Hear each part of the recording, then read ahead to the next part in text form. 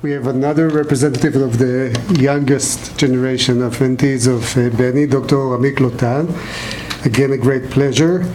Amit is a senior psychiatrist at the Department of Adult Psychiatry at Hadassah since 2013. And very early on, he joined the biological psychiatry lab and was mentored by Benny, where he was focusing on devising translational models of studying the cognitive emotional interface. And over the past 2 years, he has completed a research fellowship at the Oxidation Biology Group in Melbourne under Professor Ashley Push, who's here also to honor us, where he focused on the emerging roles of transition metals in neurodegenerative and neuropsychiatric disorders. So again, Amit came not too long ago back to Hadassah, and he will tell us about his work in Australia and his continuous work here in Israel. So I'm really excited to be here, and the reason that I'm so excited to be here in this room is because, first of all, because of Benny. It's a great honor. I've been waiting for this opportunity for half a year to be in Benny's birthday, but also to present you some of the data that we've been working on during my fellowship, and we will continue to work here. Now, Benny, it's a real pleasure to grow with Benny from my first days in my residency and do research with him, and now to work as colleagues, and it's a really great pleasure I've had. And basically, I will try to tell you in this time why I think psychiatrists should care about iron, and try to present an emerging role for metalloenzymes and ferroptosis in schizophrenia. So I will briefly present this field, which was, I admit, new to me, but I had very good mentors in it. And then I will share with you some new exciting data that we've gathered over the past year or so, and I hope can lead us maybe to potential new understandings of an important mechanism in schizophrenia. So I worked and still work, came back to Hadassah. I love the clinical work. That's a department. That's my second home. But from a very early point, I have been fascinated by Benny's work, with, especially with translational models, trying to understand better the patients that we're trying to treat. And I had the privilege of learning translational neuroscience from a master, and we tried to phenotype mice with a knockout for a gene that's supposed to be related to schizophrenia. Eventually, it turned out to be more relevant to resilience, and we tried to find the mechanisms, and we were even able to publish some data about it, and it was really fun. But when I had the opportunity, and my wife that is sitting here found a position in Melbourne, I wanted to do some research into the more basic mechanisms, even more basic than mice. And I thought, what could be the most basic thing? And it's probably the elements that make us up. And so so after we flew to the other side of the world, we found the house, and we saw that the beaches in Melbourne are not the home and away that they promised me when I was a kid. I found the Florey Institute of Neuroscience and Mental Health, and I found Ashley there, who's a world leader in metal biology and neurodegeneration, and how transition metals are fundamentally involved in our brain. And there I was really, really fascinated to learn that that the metalloproteins, which contain metal ions tightly bound to them and are prevalent throughout life in electron transfer proteins and in oxygen transfer proteins, are also very relevant in enzymes. Actually, metalloenzymes, which are metalloproteins that catalyze a chemical reaction, constitute 50% of all known enzymes. So basically, our body is being moved by transition metals. And that was fascinating. I didn't know that. That was one of the first things I learned. I said, wow. So we have to understand what this means. Now, there are quite a few transition metals, but you can't be too promiscuous. You have to focus on the main players. And probably the main players when it comes to redox chemistry in enzymes are iron and copper. And we spent the last 2 years doing some work on both of them. But due to time constraints, you told me an hour? I have an hour? Half an hour? Wow, okay. So if it's only half an hour, then I will only talk about iron. And on Benny's Gvurot birthday, which is 10 years from now, we'll all meet and talk about copper. But for now, let's concentrate on iron. So basically, iron has a long history in the universe. Apparently, it was created by supernovas pretty soon after the universe was built, and since then, life just addicted to it. It's been mired in the tangle of biochemistry that is the prima essential of life. I wish I would have written this sentence, but anyhow, it's pretty compelling. But we're psychiatrists. We care about psychiatry. We know, and we're going to focus here on schizophrenia. So in schizophrenia, you have different hypotheses, many hypotheses. Maybe none is too convincing, but for the dopamine hypothesis, I think the latest publication by Shiti Kapoor is on version 3, the final frontier, the final common pathway for the dopamine hypothesis, which means that there is presynaptic dopamine dysregulation, too much dopamine in the synapse. Could it be related to iron? Well, potentially. So tyrosine hydroxylase, the rate-limiting enzyme in the synthesis of dopamine, is actually an iron-dependent enzyme. No iron, no work. So it needs it. And not only that, there's computational models showing that in the physiologic range of iron concentrations in the brain, these subtle changes in iron can really affect dopamine concentration. Moreover, tyrosine hydroxylase is phosphorylated. When it's more phosphorylated, it's more active. And we just have an excellent cell biologist who's shown that in dopaminergic midbrain cells, more iron means more phosphorylation of TH. So it's all connected. You could assume that people who have more iron in the brain would have higher activity of tyrosine hydroxylase due to higher metallation and phosphorylation of the enzyme, higher activity, and this could cause the synaptic dysregulation. I see some of you here are skeptic. Maybe you're skeptical because of the dopamine hypothesis. It's okay. There's also a serotonin hypothesis of schizophrenia. I didn't know it. It turns out that it's one of the oldest neurochemical hypotheses, but it's still highly relevant. At least that's what they claim. And well, tryptophan hydroxylase, the rate-limiting enzyme in the synthesis of serotonin, curiously enough, also happens to be an iron-dependent enzyme. So you could imagine that if people have elevated iron in the brain, maybe this could lead to the chronic widespread induced serotonergic overdrive in the cerebral cortex in schizophrenia, which they call is the basic cause of the disease. But some people say it's passé, and we're at the revolution of the glutamate hypothesis of schizophrenia, and this has also gone many different sub-revolutions. But over the last 20 years, it has been increasingly demonstrated that hyper, rather than hypoglutamatergic function, may be critical in schizophrenia. So could iron be related to hyperglutamatergic function? Yeah, so this is very complex, but basically it's the same principle. 3 enzymes synthesizing the neurotransmitter, whether it's dopamine, whether it's serotonin, or whether it's glutamate. And amazingly, just recent data, iron also regulates the first rate-limiting step of this. There's an iron regulatory protein that, strangely enough, when it sees more iron, it assumes on itself a cytosolic aconitase activity and produces glutamate. And not only that, you can actually see that when you pour more iron, you have more glutamate. So, wow, iron ultimates glutamate secretion by this cytosolic activity. So maybe again, people who have more iron in the brain, maybe this leads to their glutamatergic function.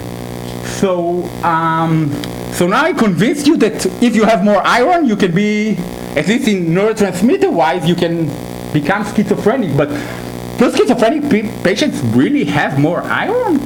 So the problem is when God created us, he or she forgot to create a body-wide expert system. And that was probably okay, because back then iron deficiency was the main problem. But the problem is that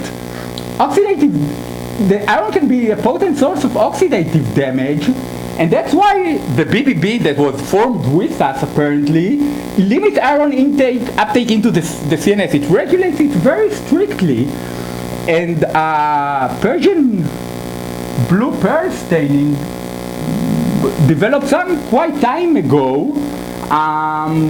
Using this, they recognize that actually the brain is a substantial iron repository, and most iron, in order for it not to be toxic, is protein bound. It's in the ferric iron state, mostly in ferritin.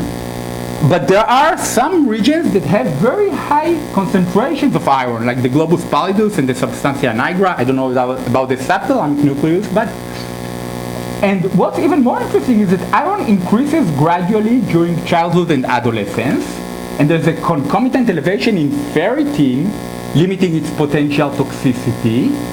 And this accumulation sort of levels off in early adulthood.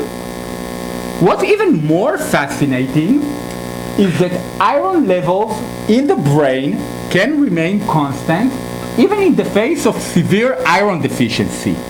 And you could understand why we were created this way, because I just showed you that the main neurotransmitters, they can be synthesized without iron. So the brain has really developed such an effective mechanism to retain and reuse acquired iron to protect from depletion. Now, usually that's okay, but in some circumstances, this may be a double-edged sword. And in fact, in recent years, there's more and more evidence that iron from Ashley's group, still my group I hope, and other groups in the world, that iron dyshomeostasis is very relevant in neurodegenerative disorders. It was first shown in the more rare neurodegenerative disorders like Friedreich's ataxia and neurodegeneration with brain iron accumulation, but it has later also been shown to be highly relevant in common neurodegenerative disorders such as Alzheimer's disease and Parkinson's disease, in which in distinct brain regions you get these iron overloads, and in some of these disorders also lower ferritin levels, so it's not buffered, and then essentially you have elevation of the labile iron pool. Now, what about schizophrenia? So actually already in the 14th century, people speculated that if you give someone who has an iron stone near him will become lunatic or furiously mad. They already observed it, but they didn't know the mechanism behind it. Two pioneering researchers in iron neurochemistry that by coincidence, or maybe not by coincidence since it's Benny's birthday, are sitting very right here with us, have shown that antipsychotic medications can in fact increase iron levels in the brain by chaperoning iron into the brain. But when they try to see in schizophrenic patients have more iron, well, it seemed that they did have a bit more iron, but back days in the beginning of the 90s, the samples were much smaller and the techniques for quantifying iron were more crude, and they did see some difference, apart from one region it didn't reach statistical significance. Moreover, they were not sure whether it was the result of neuroleptic therapy or a primary pathological feature of schizophrenia. And having had all this new data about iron in neurodegeneration, in the last few years we said, let's use this thread, which has been somewhat abandoned for a few decades, and let's use our larger samples and newer techniques to see if schizophrenic patients indeed have more iron in the brain, since it's so important. So we've looked at orbitofrontal cortex, which is a main part of probably, I think, would be somewhere here. And it's very important in what we are, and also in mediating cognition and negative and executive functions. It's also very implicated in schizophrenia. And we had better samples. They were better size samples. They were very well matched. We use a novel technology for quantifying elements, including iron. And yes, we did see it's about 20-25% difference, but that's quite a lot when it comes to iron. We did see a highly significant increase in iron levels in the orbitofrontal cortex of schizophrenia patients. Now, we plotted it against the daily dose of chlorpromazine equivalent and against the lifetime cumulative. And at least according to these findings, we're not sure that antipsychotic treatment was the major drive of this iron overload in the schizophrenic orbitofrontal cortex. So then we said, let's look. I mean, we know this is the iron that you see here is iron quantified on a bulk chunk of brain, but we don't know how much of this iron is inside the cell, and more importantly, how much of it is free there for redox chemistry, potentially toxic, and how much of it is stored in the ferritin, and then it's safer, it's in the boidem. So we try to look, and we know that when iron enters the cell, like I said, it can be stored, it can be exported, but it can also be in the labile iron pool, which is what matters to us. So for example, the main storage protein, ferritin, we also quantified it using Western blots, because mRNA is not exact enough because we have transcriptional regulation, and we saw that ferritin levels are significantly lower in schizophrenia patients. So not only do they have more iron, but they have less capacity of storing this iron in a non-toxic form. And what's even more interesting, that when we quantify the full iron, some of it may actually be extracellular, but some of it may be stuck inside the cell. So we wanted to get a measure of how much of it was exported. And luckily enough, Ashley and colleagues have published several years ago that APP, the same protein that is mysteriously implicated in Alzheimer's disease, also has a physiological function. It's a major facilitator for the export of iron through the only iron channel, ferroportin. So we said, and APP reduction causes iron retention to get stuck inside the neuron. That's been shown. So we said, what happened to APP? And curiously enough, APP levels are significantly lower in schizophrenia patients. So when combining all of this together, the total iron with the capacity to store iron and with the capacity to export iron out of the cell into one big logistic regression model, we see that nearly 46% of the variability in diagnosis allocation in our sample can be explained by integrating all these iron elements into it. So basically, if we look at it in the terms of an ROC curve, each data point is a patient, I think we get quite a nice accuracy for diagnosing schizophrenia based on iron and based on the major iron metabolism pathways, which we think provides preliminary evidence for implicating iron in schizophrenia. But how does iron mediate schizophrenia? So one possible option, which we've talked about before, is through its role in all these major rate-limiting steps in the synthesis of the crucial relevant neurotransmitters. But can there be other mechanisms? So apparently in 2012, what's been going on in the literature for a few years before was coined ferroptosis. So when I was in med school, we learned about apoptosis, necrosis, necroptosis. It turns out there's a new boy in town called ferroptosis, an iron-dependent form of non-apoptotic cell death. And I'll walk you very quickly through it. The bad guy here is called peroxidated fatty acids that are in the form of phosphatidyl ethanol amine. They're the bad guys. They're the executioners of ferroptosis. Once they are formed and they build up to toxic levels, they kill the cell. They cause ferroptosis. Now, they don't start out as bad. They start out as polyunsaturated, naive polyunsaturated fatty acids like arachidonic acid that we need in the brain all the time. They're esterified into the phospholipids by two crucial enzymes, including LPCAT, which you will see later. And this is okay. Now they're in the membrane. They do their job. But as life goes on, some of these phospholipid PUFAs are peroxidized. They can be peroxidized by specific enzymes like the aloxes, but they can also be peroxidized just by ordinary standard phantom chemistry. But anyhow, whether it's aloxes or phantom chemistry, it's all dependent on iron. No iron, no peroxidation. And eventually they will build up and kill all our cells in the body, which is pretty bad.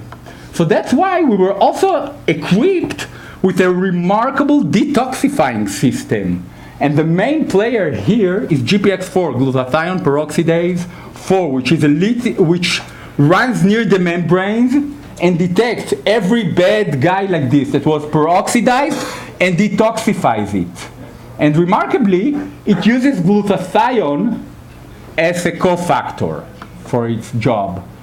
So ferroptosis has gained really a lot of attention recently. This is a recent review about ferroptosis, and they've been able to scan and integrate over 400 papers, most of them on ferroptosis in the last few years, since it was coined.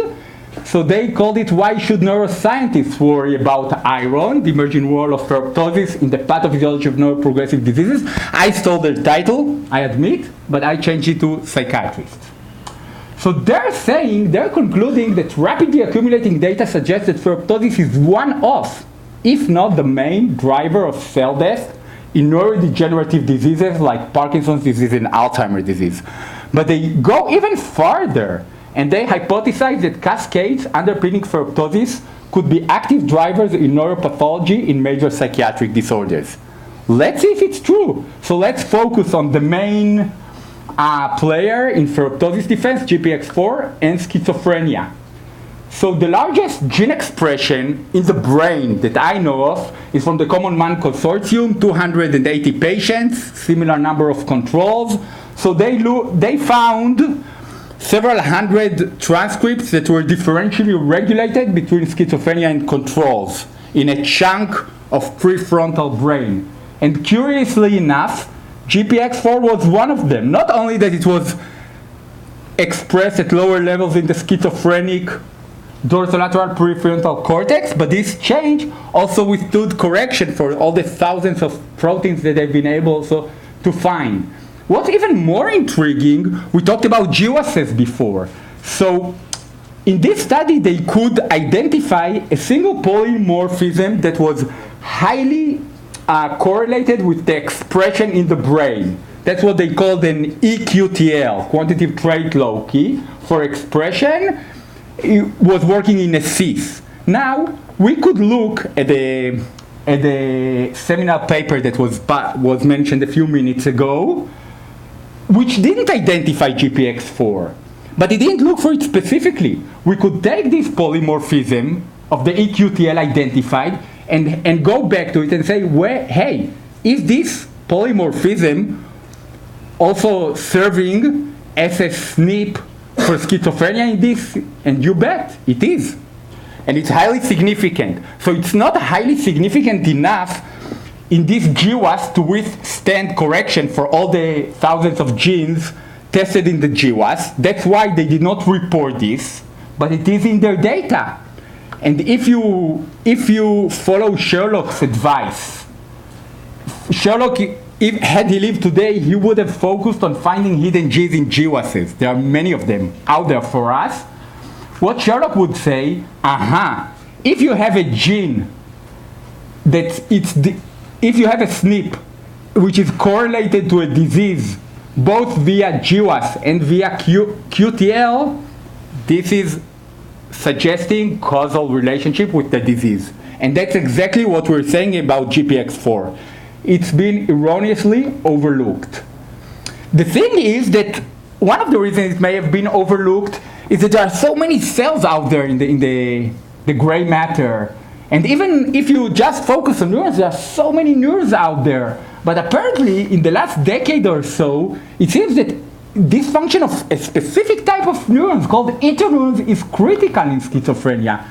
And in fact, this specific subtype is called the parvalbumin neurons. And there are probably some deficit in this is critical to schizophrenia. So these are cute guys. They're sometimes called basket cells. They hold a basket with an ability to shoot all these fast spikes.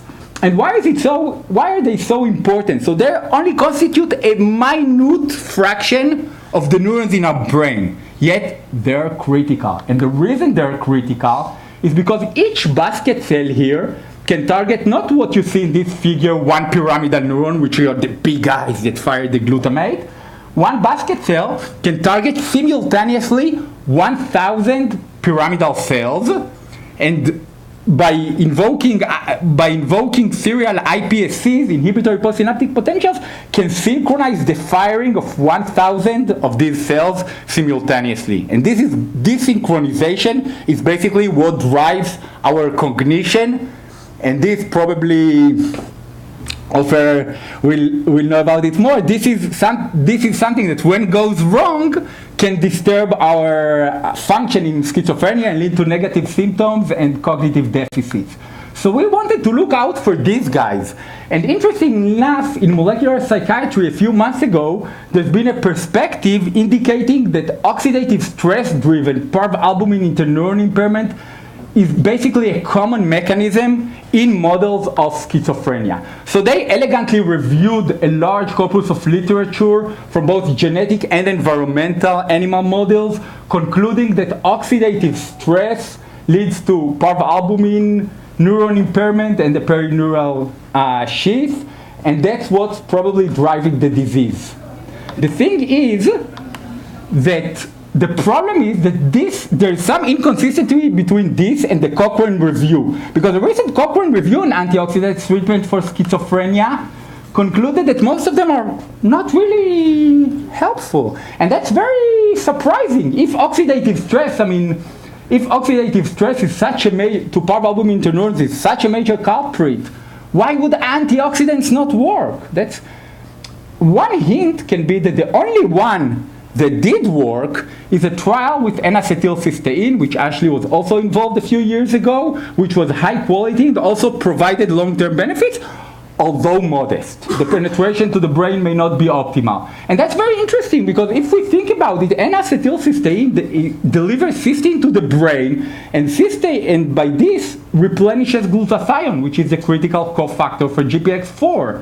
Again, implicating that perhaps when we say oxidative stress in schizophrenia, it's not really oxidative stress. We're too broad a focus. Perhaps we should focus more, and instead of calling it oxidative stress, we should call it ferroptotic stress.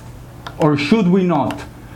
So apparently, it has been for some years, if we are thinking whether the ferroptosis bad guys can hit the good guys, our good neurons, parvalbumin. So for some years it's been reported that neuronal selenoprotein expression is required for the normal development and function of these cute guys that we need. And you could understand why selenoprotein is required, because GPX4 is essentially a selenoenzyme. No selenium, no GPX4 function. And the way for selenium to be transported to the enzyme is through selenoprotein. So this kind of links selenoproteins and GPX4 and ferroptosis with interneuron. In short, 5 minutes, thanks. And this has been confirmed by additional data and also by the availability with N-acetylcysteine, which can reverse the parvalbumin interneuron damage. And I think the most compelling evidence from 3 months ago in Cell was that if you use a GPX4 that has been mutated, cannot bind selenium, and it's active, but it's just a bit less active than the regular GPX4, you get a very clear phenotype. You get ferroptosis, But this ferroptosis is limited to our parvalbumin neurons. So apparently, this is the compelling link that these parvalbumin neurons are exquisitely sensitive to ferroptosis, more than any other cell type or neuron in the brain, according to this work. So we wanted to see whether it's related, but this is in general. Now we wanted to see whether it's related to schizophrenia. The problem is that almost all transcriptome-wide studies that have been conducted take chunks of gray matter, and it's likely masking specific cell-specific alterations. A recent original work by David Lewis in molecular psychiatry focused on the transcriptome alterations just in the prefrontal cortical parvalbumin neurons. It has done so by laser microdissection. So they used the global system for finding gene enrichment analysis, and they spotted enrichment for pathways involved in mitochondrial function. The thing is, they did not check ferroptosis specifically. And the reason is that it's new, so the genes related to ferroptosis have not been yet incorporated into the engines that normally test for enrichment. So we had no choice, but we tested each one of them specifically. So the parvalbumin neuron already starts from a bad milieu. There's a lot of iron out there, which is bad for ferroptosis. Moreover, there's a lot of glutamate in the schizophrenic cortex, apparently, and glutamate is known to be a potent inducer of ferroptosis. But now let's look specifically at the guy. So we checked gene by gene of the 200 transcripts that were most differentially regulated in schizophrenia. And apparently, it seems that APP, which we talked about before, we found in proteins from our samples, specifically in the parvalbuminergic neurons, APP is down. The expression is lower in the schizophrenic brain. Moreover, Hitchcock binding protein 1, which turned out recently as a major protein that protects from ferroptosis by lowering the labile iron pool. HSBP1 is also down, specifically in the schizophrenic parvalbuminergic neuron. But the bad thing is that LPCAT, and in our context of ferroptosis, it's a bad guy. It primes these lipids for ferroptosis. LPCAT is up. So taken together, we think that the changes in the parvalbuminergic neurons are specific to ferroptosis and predispose these cells to ferroptosis. One way of examining it is looking at a mouse model of schizophrenia, and the classical model is the MK801 mouse model for schizophrenia. And apparently it's been reported for quite a long time that NMDA receptors, the blockade causes apoptotic neurodegeneration. But is it really neurodegeneration? Or is it really apoptosis, or can it be ferroptosis that's been overlooked? So luckily, in the last 2 years, people have developed a brand new class of ferroptosis inhibitors. These are lipid-soluble radical trapping antioxidants, much better than vitamin E, which is the nature's premier one, but it's pretty weak as a ferroptosis inhibitors. Liprostatin, the prototype of these class of ferroptosis inhibitors, is probably 5 to 6 magnitudes of order more potent than vitamin E. And while this is not good as a drug because of deliverability to the brain, it will definitely be a formula for newer ferroptosis inhibitors. And we've tested what's so-called apoptotic neurodegeneration. This is tunnel staining in mice treated with MK801 in early developmental time points. And we saw that, like expected, MK801 significantly increases the death of these newly forming neurons, which have been shown by other groups to be the PV neurons we're interested in. Remarkably, concomitant treatment with liprostatin was able to rescue almost all of this toxicity, indicating that in the classical model, pharmacological model of schizophrenia, what is usually termed apoptosis may in fact represent to a large extent ferroptosis. And this is the last summary slide. I will skip these two because of time. This is the last summary. This is just to summarize everything. So what I've tried to show you here and is try to delineate a picture of how ferroptosis, a recently emerged cell death process that's been involved in implicated neurodegeneration and in loss, or not necessarily loss, but dysfunction of these parvalbuminary GABAergic interneurons, can also be relevant to schizophrenia. Schizophrenic patients have increase in iron, in the iron in the brain, and more so in the labile iron pool. This increase can affect key step-limiting, rate-limiting enzymes for the major neurotransmitters implicated in schizophrenia. This labile iron pool can also increase the tendency for ferroptosis. And our goal in the next coming years, together with Benny and Ashley, that's why I'm so excited that this collaboration is going on, and all the people I love are in one room, to explore other relevant phenotypes of NMDA antagonist models and their interchange with ferroptosis, and to explore more the role of ferroptosis in schizophrenia using mouse models, using also iron chelators such as the feriprone, which is currently used in thalassemia, in iron overload disorders. It's safe, it's effective. Moreover, the feriprone has already proven to be efficacious in humans in neurodegenerative disorders such as Parkinson's disease, and is currently trialed by Ashley and his colleagues in Melbourne for Alzheimer's disease.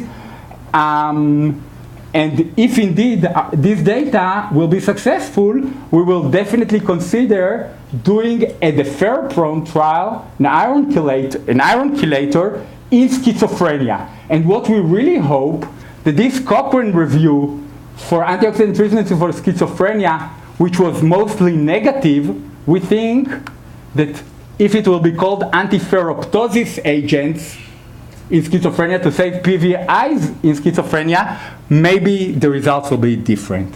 So I would like to acknowledge, I knew I wouldn't have time for an additional acknowledgement slide, so I had to put it in the same slide. So I want to acknowledge Ashley, who's here, and Carlos and Darius, and all the other friends at the Florey, and at the BPL, Tsuri, Gili, and Agar, and of course Benny. Without him, I wouldn't even started on all this journey. So thank you so much, Benny.